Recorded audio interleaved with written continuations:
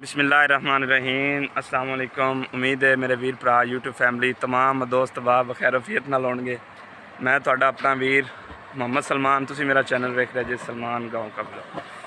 अज जनाब अज दा ब्लॉग तुहानू दिखाने हैं क्योंकि गर्मी बेशुमार हो चुकी है, ठीक है। तो इस करके बाहर नहान आए सी तरपैन ते, ठीक है। तुसी अपने लफ्ज़ों च पता नहीं की कहते सी, तरपैन भी कहने, डिग्गी भी कहने, मोटर भी कहने, ठीक है। जो भी कहते जे कमेंट बॉक्स लाजमी दसना। दुकान है जनाब, खुला माहौल, खुला नहान का इंजॉय टाइम। तो बाकी अपने वीर का चैनल सलमान गाँव का लोग इंजॉय कर रहे हैं। खुला पानी है,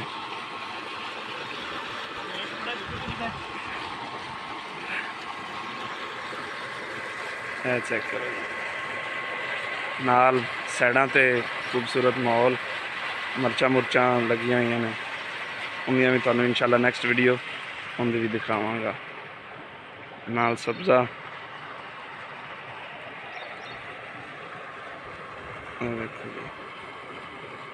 ओ कुछ दूर ते मुंजी भी लग गई है।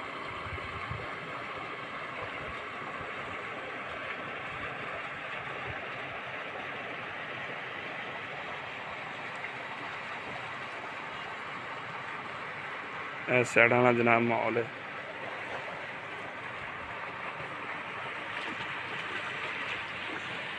है उन्हें जनाब जानवरों से बनाया हुआ पानी का फलां जा, ठीक है जी।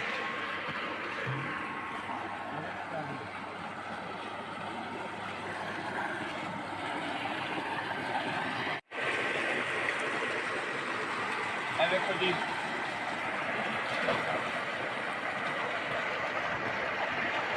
क्योंकि गर्मी चल रही है इस करके इंजॉय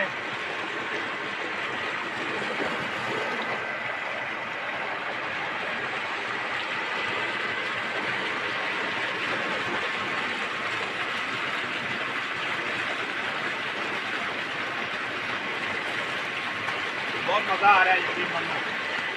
क्योंकि जितनी सख्त गर्मी चल रही ना, बड़ा ठंडा पानी और खुला माहौल है।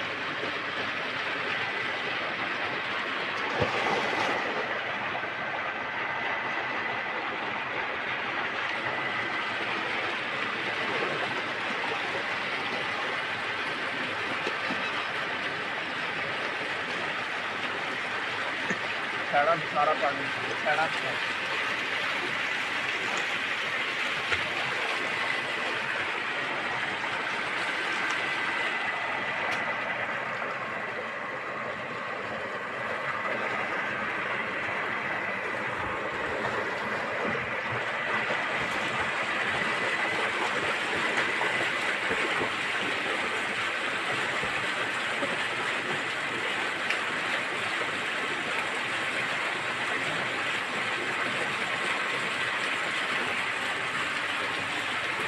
बाकी मेरा यूट्यूब चैनल सलमान गाँव का ब्लॉग लाजम सब्सक्राइब करना और वीडियो में अपने दोस्तों के नाम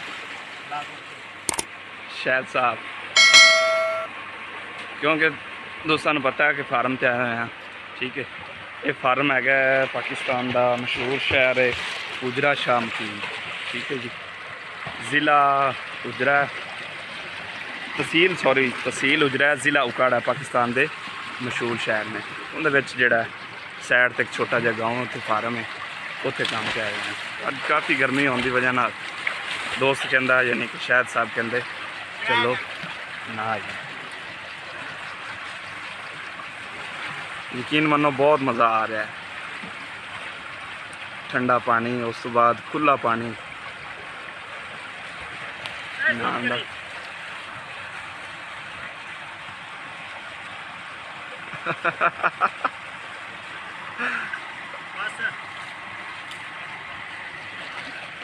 ठंडा पानी, उस तो बाद खुला माहौल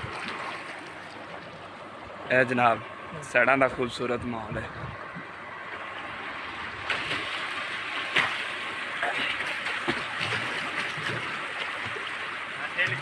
जनाब शहर साहब तरन का या पंजाबी चनू खिलन भी आख्या जाता है, उसका वल सीखते पे चेक करो जी। है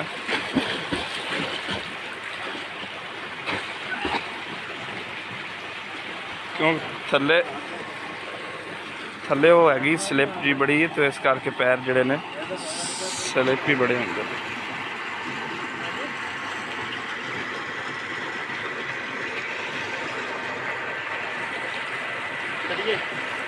हाँ जी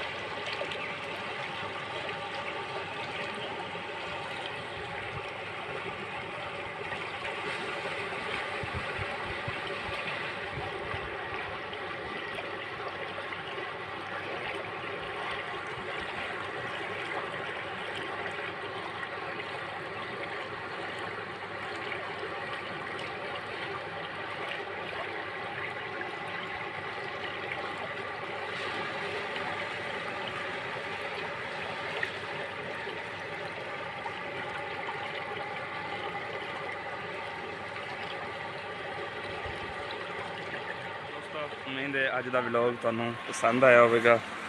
वीडियो अच्छी लगी हो अपने दोस्तों के नाल फ्रेंड के नाल लाजमी शेयर करनी है और मेरा चैनल सलमान गाँव का व्लॉग लाजमी सब्सक्राइब करना है तो कमेंट करके जी दसना वीडियो कैसी लगी है।